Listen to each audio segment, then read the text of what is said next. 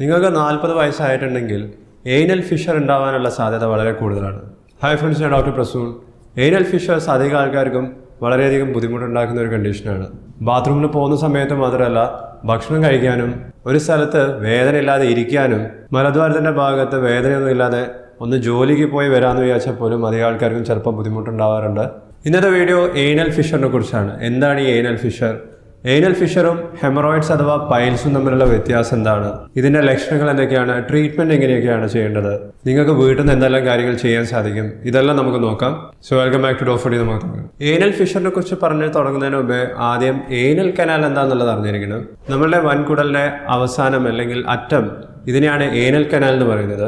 Haemorrhoids അഥവാ പൈൽസും ഈ ഭാഗത്തിൽ തന്നെയാണ് പ്രശ്നങ്ങൾ ഉണ്ടാക്കുന്നത്. പക്ഷേ ഹെമറോയിഡ്സും ഏനൽ ഫിഷറും തമ്മിൽ വ്യത്യാസമുണ്ട്. ഹെമറോയിഡ്സ് എന്ന് പറഞ്ഞാൽ വെയിൻസിന്റെ ഡയലറ്റേഷനാണ്. ഫിഷർ എന്ന് പറഞ്ഞാൽ ഏനൽ കനാലിൻ്റെ ഉൾഭാഗത്തുള്ള ടിഷ്യൂവിൽ ചെറിയ ക്രാക്കോ മുറിവുകളോ ഉണ്ടായി അത് കാരണം ഉണ്ടാകുന്ന പെയിനോ ബ്ലീഡിങ്ങോ ആവാം. ഇത് പ്രത്യേകിച്ചും അനുഭവപ്പെടുന്നത് മലവിസർജനത്തിൻ്റെ സമയത്താണ്. വളരെ കട്ടിയുള്ള സ്റ്റൂള് പാസ് ചെയ്യുന്ന സമയത്ത് അവിടെ മുറിവുകൾ ഉണ്ടാവാം. ഈ മുറിവുകൾ പിന്നെ ഫിഷറായി മാറാം. ഏനൽ ഫിഷേഴ്സ് ചിലപ്പോൾ പെട്ടെന്ന് ഉണ്ടാവാം, അല്ലെങ്കിൽ വളരെ സ്ലോ ആയിട്ടുണ്ടാവാം. ഏനൽ ഫിഷേഴ്സ് എന്ന് പറയുന്നത് വളരെ കോമൺ ആയിട്ടുള്ള കണ്ടീഷനാണ്. പക്ഷേ ഏറ്റവും കോമൺ ആയിട്ടും കണ്ടുവരുന്നത് 1 വയസ്സിലും താഴെ പ്രായമുള്ള കുട്ടികളിലും ഗർഭിണികളിലുമാണ്. ഏനൽ ഫിഷർ ആണെന്ന് കണ്ടുപിടിക്കുന്ന അധികം ആൾക്കാർക്കും ഇത് തുടങ്ങുന്നത് ഇവർക്ക് 40 വയസ്സാവുന്നതിൻ്റെ മുമ്പേ തന്നെ ഉണ്ടാവും. എന്തൊക്കെയാണ് ഏനൽ ഫിഷറിന്റെ സിംറ്റംസ് എന്ന് നോക്കാം. ബാത്റൂമിൽ പോകുന്ന സമയത്ത് വളരെ ഷാർപ്പായിട്ടുള്ള പെയിന് മലദ്വാരത്തിന്റെ ഭാഗത്ത് ഉണ്ടാവാം. ഇതേ സമയത്ത് ബേണിംഗ് സെൻസേഷൻ, അതായത് കത്തുന്ന പോലത്തെ വേദനയോ അല്ലെങ്കിൽ ഇച്ചിങ്ങോ ചൊറിച്ചിലോ പോലെ അനുഭവപ്പെടാം. നിങ്ങളുടെ സ്റ്റൂളിൽ കളർ ചേഞ്ചസ് ഉണ്ടാവാം, പ്രത്യേകിച്ചും റെഡ് കളറിലുള്ള ബ്ലഡ് തന്നെ കാണാം. ഈ ഏനൽ കനാലിന്റെ ഭാഗത്ത് നമുക്ക് സ്പിങ്ക്ടേഴ്സ് ഉണ്ട്. ഏകദേശം വാൾവ് പോലെയാണ് ഇത് വർക്ക് ചെയ്യുന്നത്. ഏനൽ ഫിഷറുള്ള അധികം ആൾക്കാർക്കും ഈ സ്പിങ്ക്ടേഴ്സ് ചുരുങ്ങി കൺട്രാക്റ്റഡ് ആയിരിക്കും. അത് കാരണം ആ ഭാഗത്ത് വേദന ഉണ്ടാവാം, മലവിസർജനത്തിന് ബുദ്ധിമുട്ടുണ്ടാവാം. ചിലർക്ക് ആ ഭാഗത്ത് സ്കിന്നിൽ ചെറിയ മുഴ പോലെ ഉണ്ടാവാം. പൈൽസും ഫിഷറും തമ്മിലുള്ള ഒരു പ്രധാന വ്യത്യാസം എന്ന് പറഞ്ഞാൽ മലദ്വാരത്തുണ്ടാവുന്ന ഈ പെയിന് ഫിഷറുള്ള 90% ആൾക്കാർക്കും ഉണ്ടാവും. പക്ഷെ പൈൽസ് ഉള്ള എല്ലാവർക്കും ഉണ്ടാവണമെന്നില്ല. ഈ പെയിന് ബാത്റൂമിൽ പോകുന്ന സമയത്തായിരിക്കും കൂടുതലുണ്ടാവുക. പക്ഷെ എല്ലാവർക്കും അങ്ങനെ ആവണമെന്നില്ല. ബാത്റൂമിൽ പോയി വന്ന് കുറച്ച് മണിക്കൂറുകളോ ചിലപ്പോൾ കുറച്ച് ദിവസത്തേക്കോ ഈ പെയിൻ ഉണ്ടാവാം. ഇനി എല്ലാവർക്കും മലദ്വാരത്ത് മാത്രമുള്ള പെയിൻ ആവണമെന്നില്ല. ചിലർക്ക് അത് തൈസിലേക്കും ബട്ടക്സിലേക്കും പുറകു വശത്തേക്കൊക്കെ നീങ്ങുന്ന പോലത്തെ പെയിൻ ആവാം. ഇങ്ങനെ ഉണ്ടാക്കുന്ന പെയിന് കാരണം അധികം ആൾക്കാർക്കും പുറത്തേക്ക് പോകാൻ ബുദ്ധിമുട്ടുണ്ടാവും. ഇവർക്ക് കൃത്യമായി എല്ലാ ദിവസവും രാവിലെ അല്ലെങ്കിൽ രാത്രി സമയത്ത് ബാത്റൂമിൽ പോകാൻ പറ്റിയെന്ന് വരില്ല. കാരണം ഓരോ പ്രാവശ്യം ബാത്റൂമിൽ പോകുന്ന സമയത്ത് പെയിൻ ആയിരിക്കും. അപ്പോൾ പെയിന് കുറയ്ക്കാൻ വേണ്ടി ഇവർ മനഃപൂർവ്വം ബാത്റൂമിൽ പോകുന്നത് അവോയ്ഡ് ചെയ്യും. ഇത് കാരണം കോൺസ്റ്റിപ്പേഷൻ ഉണ്ടാവാം. ഇനി ഹെമറോയിഡ്സും ഫിഷറും തമ്മിലുള്ള മറ്റൊരു വ്യത്യാസം എന്ന് പറഞ്ഞാൽ കോമൺ ആയിട്ട് കാണുന്നത് കുറച്ചും കൂടി ഹെമറോയിഡ്സ് ആണ്, അതായത് പൈൽസ്. ഹെമറോയിഡ്സ് ഉള്ള എല്ലാവർക്കും പെയിൻ ഉണ്ടാവണമെന്നില്ല. പക്ഷേ ഹെമറോയിഡ്സ് ഉള്ള ആൾക്കാർക്ക് പെയിൻ ഉണ്ടാവുകയാണെങ്കിൽ അത് കോൺസ്റ്റന്റ് ആയിട്ട് ഒരേപോലെയുള്ള പെയിന് കുറേ സമയം നീണ്ടു നിൽക്കുന്നതായിരിക്കും. നേരെ മറിച്ച് ഫിഷറിൽ ഉണ്ടാവുന്ന പെയിൻ എന്ന് പറയുന്നത് എപ്പിസോഡിക് ആയിരിക്കും, സൈൻ വേവ് പോലെ. ഇടയ്ക്ക് കൂടും, പിന്നെ കുറയും, പിന്നെ കുറച്ച് കഴിഞ്ഞ് വീണ്ടും വരും. അങ്ങനെയായിരിക്കും ഫിഷറിൽ ഉണ്ടാവുന്ന പെയിനും. ഇനി എന്തുകൊണ്ടാണ് കുറച്ച് പേർക്ക് മാത്രം ഏനൽ ഫിഷർ വരുന്നത്, ബാക്കിയുള്ളവർക്ക് വരാത്തതെന്ന് ചോദിച്ചു കഴിഞ്ഞാൽ അതിന് പല കാരണങ്ങളുണ്ട്. ഏനൽ കനാലിന്റെ അനാറ്റമി എല്ലാവർക്കും ഒരുപോലെയല്ല. അതേപോലെ തന്നെ എല്ലാവരും ബാത്റൂമിൽ പോകുന്നതും ബാത്റൂമിലുള്ള ഓരോരുത്തരുടെ ബിഹേവിയറും അതും ഒരുപോലെയല്ല. ചില ആൾക്കാർ ബാത്റൂമിൽ പോയി കഴിഞ്ഞാൽ നല്ല രീതിയിൽ സ്ട്രെയിൻ ചെയ്തിട്ടാണ് മലവിസർജനം നടത്തുന്നത്. ഇങ്ങനെ സ്ട്രെയിൻ ചെയ്യുന്ന സമയത്ത് ട്രോമ ഉണ്ടാവും. ഏനൽ കനാലിൽ ഇഞ്ചുറീസ് വരാനും ഫിഷർ വരാനുള്ള സാധ്യത വളരെ കൂടുതലാണ്. എല്ലാ മനുഷ്യന്മാർക്കും ഏനൽ കനാലിൽ 2 സ്പിങ്ക്ടർ ഉണ്ട്. ഇത് സർക്കുലർ ആയിട്ടുള്ള മസിൽസ് ആണ്. എല്ലാ സമയത്തും ഈ സ്പിങ്ക്ടർ ക്ലോസ്ഡ് ആയി നിൽക്കുന്നതുകൊണ്ടാണ് നമുക്ക് ബവൽ മൂവ്മെന്റ്സിനുള്ള കൺട്രോൾ കിട്ടുന്നത്. ചിലർക്ക് ഈ സ്പിങ്ക്ടർ വളരെയധികം കൂടുതൽ ടൈറ്റ് ആയിരിക്കും. ഇങ്ങനെ ടൈറ്റ് ആയിട്ടുള്ള സ്പിങ്ക്ടർ ഉള്ളവർക്കും അവിടെയുള്ള ടെൻഷൻ കൂടി അങ്ങോട്ടുള്ള രക്തോട്ടം കുറഞ്ഞ് ഫിഷേഴ്സ് വരാനുള്ള സാധ്യത കൂടുതലാണ്. അധികം ആൾക്കാർക്കും ഉണ്ടാകുന്ന ഏനൽ ഫിഷർ എന്ന് പറയുന്നത് അക്യൂട്ടാണ്, അതായത് പെട്ടെന്ന് വന്ന് പെട്ടെന്ന് മാറുന്ന തരത്തിലായിരിക്കും. പക്ഷെ അതെല്ലാവർക്കും ഒരുപോലെയല്ല. ചിലർക്ക് അത് കുറേ കാലം നീണ്ടു നിൽക്കും, ആഴ്ചകൾ നീണ്ടു നിൽക്കുന്ന രീതിയിലുള്ള ഫിഷേഴ്സും ഉണ്ട്. ഇനി എങ്ങനെയാണ് നിങ്ങൾക്ക് ഏനൽ ഫിഷർ ആണോ ഇല്ല എന്നുള്ള കാര്യം ഉറപ്പുവരുത്തുന്നത്? ഇതിനുവേണ്ടി നിങ്ങൾ ഡോക്ടറെ കാണേണ്ടതാണ്. ഒരു സർജനെയാണ് കാണേണ്ടത്. ഡോക്ടർ ആദ്യം നിങ്ങളുടെ അടുത്ത് കുറേ ക്വസ്റ്റ്യൻസ് ചോദിച്ചേക്കാം. ഇത് ഫിഷർ ആണോ പൈൽസ് ആണോ എന്നുള്ള വ്യത്യാസങ്ങൾ മനസ്സിലാക്കാൻ ഇത്തരത്തിലുള്ള ക്വസ്റ്റ്യൻസ് വളരെയധികം ഹെൽപ്ഫുൾ ആണ്. കൃത്യമായിട്ടും ഫിഷർ തന്നെയാണോ എന്ന് മനസ്സിലാക്കാൻ ആ ഭാഗം, ഏനൽ കനാലിൻ്റെ ഭാഗം പരിശോധിക്കേണ്ടതാണ്.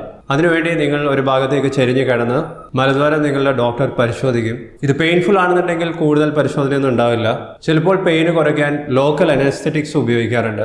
അതായത് തരിപ്പിക്കുന്ന രീതിയിലുള്ള ജെല്ല് പോലത്തെ മരുന്നുകൾ അപ്ലൈ ചെയ്തിട്ടാണ് പരിശോധിക്കുന്നത്. ഇനി നിങ്ങൾക്ക് പെയിന് കാര്യമായിട്ട് അനുഭവപ്പെടുന്നില്ല എന്നുണ്ടെങ്കിൽ നിങ്ങളുടെ ഡോക്ടർ വിരൽ ഉപയോഗിച്ച് മലദ്വാരം പരിശോധിക്കും. ഇതിന് ഡിജിറ്റൽ റെക്ടൽ എക്സാമിനേഷൻ എന്നാണ് പറയുന്നത്. കൃത്യമായിട്ടും പൈൽസ് ആണോ, ഫിഷർ ആണോ, ഫിസ്റ്റുലയാണോ എന്നൊക്കെ മനസ്സിലാക്കാൻ ഡിജിറ്റൽ റെക്ടൽ എക്സാമിനേഷൻ അത്യാവശ്യമാണ്. ഇനി നമുക്ക് ഫിഷറിന്റെ ട്രീറ്റ്മെന്റിലേക്ക് വരാം. അക്യൂട്ടായിട്ട്, അതായത് പെട്ടെന്ന് ഉണ്ടായിട്ടുള്ള ഫിഷർ ഒക്കെ ആണെന്നുണ്ടെങ്കിൽ അതിന് യാതൊരു തരത്തിലുള്ള ട്രീറ്റ്മെന്റ് ഇല്ലാതെ ഓട്ടോമാറ്റിക് ആയിട്ട് തന്നെ അത് മാറുന്നതാണ്. നിങ്ങൾ വീട്ടിൽ നിന്ന് ചില കാര്യങ്ങൾ ശ്രദ്ധിച്ചാൽ മതി. ചില സിറ്റുവേഷനിൽ ലിഡോക്കെയിൻ പോലത്തെ അനസ്തെറ്റിക് ജെല്ല് ഉപയോഗിക്കാറുണ്ട്. ഇത് പെയിന് കുറയ്ക്കാൻ വേണ്ടിയിട്ടാണ്. നിങ്ങളുടെ ആ മുറിവ് പെട്ടെന്ന് ഉണങ്ങാൻ ഇത് ഹെൽപ്പ് ചെയ്യും. പക്ഷേ എല്ലാവർക്കും ഇത് ഓട്ടോമാറ്റിക്കലി മാറണമെന്നില്ല. നമ്മുടെ ശരീരത്തിൽ മറ്റേതൊരു ഭാഗത്ത് മുറിവ് പറ്റുകയാണെന്നുണ്ടെങ്കിലും ആ ഭാഗത്ത് നമ്മൾ കുറച്ച് കൂടുതൽ കെയർ കൊടുക്കും. അവിടെ അണുക്കളൊന്നും ആവാതെ നമ്മൾ ശ്രദ്ധിക്കും. പക്ഷെ മലദ്വാരത്തിൽ എല്ലാ സമയവും നമ്മൾ ഇതേപോലെ കെയർ കൊടുക്കാൻ സാധിച്ചു എന്ന് വരില്ല. കാരണം നമുക്ക് ഭക്ഷണം കഴിക്കുന്നത് നിർത്താനോ ബാത്റൂമിൽ പോകുന്നത് ഒഴിവാക്കാനോ സാധിക്കില്ല. ഈ മുറിവുമായി എല്ലാ സമയം സ്റ്റൂള് തട്ടി നിൽക്കുന്നത് കാരണം അവിടെ ഉണങ്ങാൻ കുറച്ച് ബുദ്ധിമുട്ടായിരിക്കും. ഇങ്ങനെ ഇൻഫ്ലമേഷനൊക്കെ തുടങ്ങിയിട്ടുള്ള ആൾക്കാർക്ക് ചിലപ്പം ആഴ്ചകൾ നീണ്ടു നിൽക്കും ഏനൽ ഫിഷർ ഒന്ന് ഉണങ്ങാനും അവരുടെ സിംറ്റംസ് കുറഞ്ഞു വരാനും. ഇത്തരത്തിലുള്ള സിറ്റുവേഷനിൽ ചിലപ്പോൾ ആൻറ്റിബയോട്ടിക്സോ അല്ലെങ്കിൽ മറ്റു തരത്തിലുള്ള മരുന്നുകളോ ചിലപ്പോൾ കഴിക്കേണ്ടി വരും. സാധാരണ രീതിയിൽ അക്യൂട്ടായിട്ട് വരുന്ന ഫിഷർ കുറച്ച് ദിവസങ്ങൾ അല്ലെങ്കിൽ കൂടിപ്പോയ 2-3 ആഴ്ചൻ്റെ ഉള്ളിൽ മാറേണ്ടതാണ്.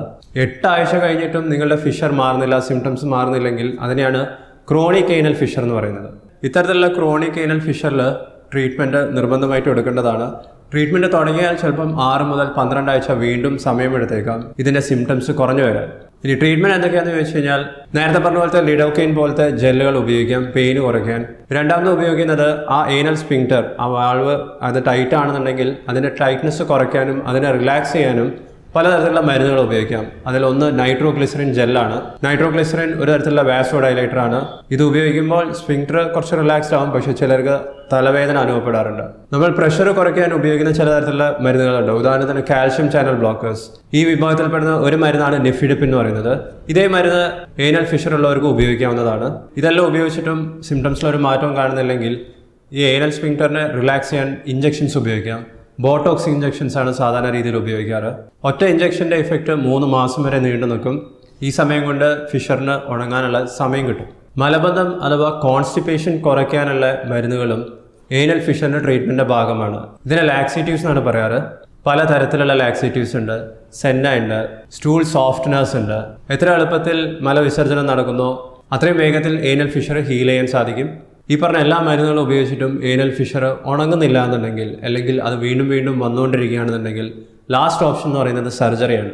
സർജറിൻ്റെ സക്സസ് റേറ്റ് 90% മുകളിലാണ്. വളരെയധികം ഇഫക്റ്റീവാണ്. ഇത് ചെയ്യുന്നത് ഗാസ്ട്രോ സർജൻ ആയിരിക്കും. നിങ്ങൾക്ക് സർജറി വേണോ വേണ്ടോ എന്നുള്ള തീരുമാനമെടുക്കാൻ ഒരു ഗാസ്ട്രോ സർജനുമായി കൺസൾട്ടേഷൻ നടത്തുന്നത് നല്ലതായിരിക്കും. അതിനുവേണ്ടി ഹോസ്പിറ്റലിൽ പോകണമെന്നില്ല. ഡോഫുഡി പോലത്തെ ഒരു ഓൺലൈൻ കൺസൾട്ടേഷൻ പ്ലാറ്റ്ഫോമിലും ഗാസ്ട്രോ സർജൻ്റെ സേവനം നിങ്ങൾക്ക് എടുക്കാവുന്നതാണ്. ഡോഫുഡിൻ്റെ ഫോൺ നമ്പർ, വാട്സാപ്പ് നമ്പർ, വെബ്സൈറ്റിൻ്റെ ലിങ്കൊക്കെ നിങ്ങൾക്ക് ഇപ്പോൾ സ്ക്രീനിൽ കാണാം. സർജറിയുടെ പേര് ഇന്റേണൽ സ്ഫിങ്ക്ട്രോട്ടമി എന്നാണ്. നിങ്ങളെ മയക്കിയിട്ടാണ് ഈ സർജറി ചെയ്യുന്നത്. ടൈറ്റായിട്ട് നിൽക്കുന്ന ഏനൽ സ്ഫിങ്ക്ടർ ചെറിയ രീതിയിൽ കട്ട് ചെയ്ത് അതിൻ്റെ ടൈറ്റ്നസ് കുറച്ച് അതിനെ റിലാക്സ് ചെയ്യുന്ന പ്രൊസീജിയറാണ് ഈ സർജറിയിൽ ചെയ്യുന്നത്. അധികം ആൾക്കാർക്കും സർജറി കഴിഞ്ഞാൽ അതേ ദിവസം തന്നെ വീട്ടിൽ പോകാം. കൂടിപ്പോയാൽ 3 ദിവസമൊക്കെ ഹോസ്പിറ്റലിൽ നിൽക്കേണ്ടി വരുള്ളൂ. ഇനി നിങ്ങൾക്കിപ്പോൾ ഏനൽ ഫിഷർ ഒന്നും ഇല്ലെങ്കിൽ അത് വരാതിരിക്കാൻ എന്തൊക്കെ ചെയ്യണമെന്ന് പറയാം. ആദ്യം നിങ്ങൾ ശ്രദ്ധിക്കേണ്ടത് കോൺസ്റ്റിപ്പേഷൻ വരുത്താതെ നോക്കുക എന്നുള്ളതാണ്. കോൺസ്റ്റിപ്പേഷൻ എന്താണെന്നും ഇതെങ്ങനെ വരുത്താതെ നോക്കുക എന്നുള്ളത് ഞാൻ മറ്റൊരു വീഡിയോയിൽ എക്സ്പ്ലെയിൻ ചെയ്തിട്ടുണ്ട്. നിങ്ങളുടെ വെയിറ്റ് കുറയ്ക്കുക, എക്സസൈസ് ചെയ്യുക, ഹെൽത്തി ആയിട്ട് ഫൈബർ അടങ്ങിയിട്ടുള്ള ഭക്ഷണം കഴിക്കുക. അതിന് കൂടുതൽ ഫ്രൂട്ട്സും വെജിറ്റബിൾസും നിർബന്ധമായിട്ടും നിങ്ങളുടെ ഡയറ്റിൽ ആഡ് ചെയ്യേണ്ടതാണ്. നിങ്ങൾക്ക് മലദ്വാരത്തിൽ പെയിന് തുടങ്ങിയിട്ടുണ്ട്, അത് മാറുന്നില്ല എന്നുണ്ടെങ്കിൽ തീർച്ചയായിട്ടും ഒരു ഡോക്ടറെ കാണേണ്ടതാണ്. ഇനി നിങ്ങൾക്ക് ഓൾറെഡി ഏനൽ ഫിഷർ ഉണ്ടെന്ന് തോന്നുകയാണെങ്കിൽ നിങ്ങൾക്ക് വീട്ടിൽ നിന്ന് തന്നെ ചെയ്യാൻ പറ്റുന്ന കുറച്ച് കാര്യങ്ങൾ പറയാം. ഇവിടെയും നിങ്ങൾ ശ്രദ്ധിക്കേണ്ടത് കോൺസ്റ്റിപ്പേഷൻ വരുത്താതെ നോക്കുക എന്നുള്ളതാണ്. സ്റ്റൂൾ സോഫ്റ്റ്നേഴ്സ് ഉപയോഗിക്കുന്നത് നല്ലതാണ്. ക്രിമാഫിൻ പ്ലസ് എന്നൊക്കെ പറയുന്ന ഇത്തരത്തിലുള്ള മരുന്നിൻ്റെ എക്സാമ്പിൾസ് ആണ്. നിങ്ങൾ ടോയ്ലറ്റിൽ ഇരിക്കുന്ന സമയത്ത് കാലിൻ്റെ അടിഭാഗത്ത് ഹൈറ്റ് ഒന്ന് ചെറുതായിട്ട് കൂട്ടാൻ വേണ്ടി ഒരു സ്റ്റൂൾ ഉപയോഗിക്കുന്നത് നല്ലതാണ്. ഇങ്ങനെ ഇരിക്കുന്ന സമയത്ത് നിങ്ങളുടെ ബോഡി കുറച്ചും കൂടി സ്ക്വാറ്റിംഗ് പൊസിഷനിലേക്ക് വരും. ഇത് കുറച്ചും കൂടി ഏനൽ ഫിഷറിന്റെ ഹീലിംഗിന് ഹെൽപ്ഫുൾ ആണെന്നാണ് സ്റ്റഡീസിൽ പറയുന്നത്. ബാത്റൂമിൽ പോയതിനു ശേഷം ആ ഭാഗം വൃത്തിയാക്കി സൂക്ഷിക്കുന്നത് നല്ലതാണ്. പക്ഷെ അതിന് വേണ്ടിയിട്ട് ആൽക്കഹോൾ ഉള്ള വൈപ്സ് ഉപയോഗിക്കാതിരിക്കുന്നതാണ് നല്ലത്. നിങ്ങൾക്ക് വെള്ളം ഉപയോഗിക്കാം. ടോയ്ലറ്റ് പേപ്പർ ഉപയോഗിക്കുകയാണെന്നുണ്ടെങ്കിൽ സോഫ്റ്റ് ആയിട്ടുള്ളതും ഹൈ ക്വാളിറ്റി ഉള്ള ടോയ്ലറ്റ് പേപ്പർ മാത്രം ഉപയോഗിക്കുക. മലദ്വാരത്തിൻ്റെ ഭാഗത്ത് മോയ്സ്ചർ നിലനിർത്താനും ഹീലിംഗ് കുറച്ചും കൂടി ഫാസ്റ്റ് ആക്കാൻ പെട്രോളിയം ജെല്ലി പോലത്തെ ജെൽസ് നിങ്ങൾക്ക് ഉപയോഗിക്കാം. അവസാനമായും നിങ്ങൾ നിർബന്ധമായിട്ടും ചെയ്യേണ്ടത് സിറ്റ്സ് ബാത്ത് ആണ്. സിറ്റ്സ് ബാത്ത് എന്ന് പറഞ്ഞാൽ കുറച്ച് വലിയ മുഖമുള്ള വട്ടച്ചെമ്പിൽ വെള്ളം എടുത്ത് ചെറിയ ചൂടുള്ള വെള്ളം എടുക്കുന്നതാണ് നല്ലത്. അതിൽ ഇരിക്കണം. വെള്ളം വലതുവാരത്തിൽ തട്ടുന്ന രീതിയിൽ വേണം ഇരിക്കാൻ. ഒരു ദിവസം 2-3 പ്രാവശ്യം നിങ്ങൾക്കിത് ചെയ്യാം. ഓരോ പ്രാവശ്യം 10 മുതൽ 15 മിനിറ്റ് സിറ്റ്സ് ബാത്ത് എന്നാണ് ഈ പ്രൊസീജിയറിന് പറയുന്നത്. ഇത് ചെയ്യുന്നത് നിങ്ങളുടെ ഫിഷർ കുറച്ചും കൂടി എളുപ്പത്തിൽ ഹീൽ ചെയ്യാൻ നിങ്ങളെ ഹെൽപ്പ് ചെയ്യും. ഇത് പറയാൻ വളരെ എളുപ്പമാണ്, പക്ഷേ ചെയ്യാൻ വളരെ ബുദ്ധിമുട്ടാണ്. ഇത് ചെയ്യുന്നവർക്ക് വീണ്ടും വീണ്ടും ഏനൽ ഫിഷർ വരുന്നതിൻ്റെ സാധ്യത വളരെ കുറവാണ്. ഇനി ഭക്ഷണത്തിൻ്റെ കാര്യത്തിലേക്ക് വരികയാണെന്നുണ്ടെങ്കിൽ ഡയറ്റിൽ ചെറിയ മാറ്റങ്ങൾ വരുത്തുന്നത് നല്ലതാണ്. നിങ്ങൾ കൂടുതൽ വെള്ളം കുടിക്കണം. അധികം സ്പൈസി ആയിട്ടുള്ള ഭക്ഷണം, കൂടുതലുള്ള ഭക്ഷണം, മസാല കൂടുതലുള്ള ഭക്ഷണം സിംറ്റംസ് ഉള്ള സമയത്ത് കഴിക്കാത്തത് തന്നെയാണ് നല്ലത്. കൂടുതൽ ഫ്രൂട്ട്സും വെജിറ്റബിൾസും കഴിക്കുന്നത് നിങ്ങൾക്ക് കോൺസ്റ്റിപ്പേഷൻ ഇല്ല എന്നുള്ള കാര്യം ഉറപ്പുവരുത്തും. കുറേ പേർക്ക് സിംറ്റംസ് ഉള്ള സമയത്ത് നട്ട്സ് കഴിക്കുന്നതും സിംറ്റംസ് കൂട്ടുന്നതായിട്ട് കണ്ടിട്ടുണ്ട്. അപ്പം സിംറ്റംസ് നിങ്ങൾക്ക് ഉണ്ടെങ്കിൽ നട്ട്സും അവോയ്ഡ് ചെയ്യുന്നത് നല്ലതാണ്. നട്ട്സിന് ഉദാഹരണം കാഷ്യൂനട്ടും പീനട്ടും ഒക്കെയാണ്. നിങ്ങൾക്ക് എപ്പോഴെങ്കിലും ഏനൽ ഫിഷർ ഉണ്ടായിട്ടുണ്ടെങ്കിൽ നിങ്ങൾ ഈ സിംറ്റംസ് കുറയ്ക്കാൻ വേണ്ടി വീട്ടിൽ നിന്നൊക്കെ ട്രൈ ചെയ്യുന്നുണ്ടെന്നുള്ള കാര്യം വീഡിയോയുടെ താഴെ കമൻറ്റ് ചെയ്യുക. ഹെമറോയിഡ്സ് അഥവാ പൈൽസിനെ കുറിച്ച് നിങ്ങൾക്ക് കൂടുതൽ അറിയാൻ താല്പര്യമുണ്ടെങ്കിൽ ഈ വീഡിയോ കാണുക. നിങ്ങൾ ഇനിയും ചാനൽ സബ്സ്ക്രൈബ് ചെയ്തില്ലെങ്കിൽ ഇപ്പോൾ സബ്സ്ക്രൈബ് ചെയ്യുക. ഞാൻ നിങ്ങളെ നെക്സ്റ്റ് വീഡിയോയിൽ കാണാം. ബൈ.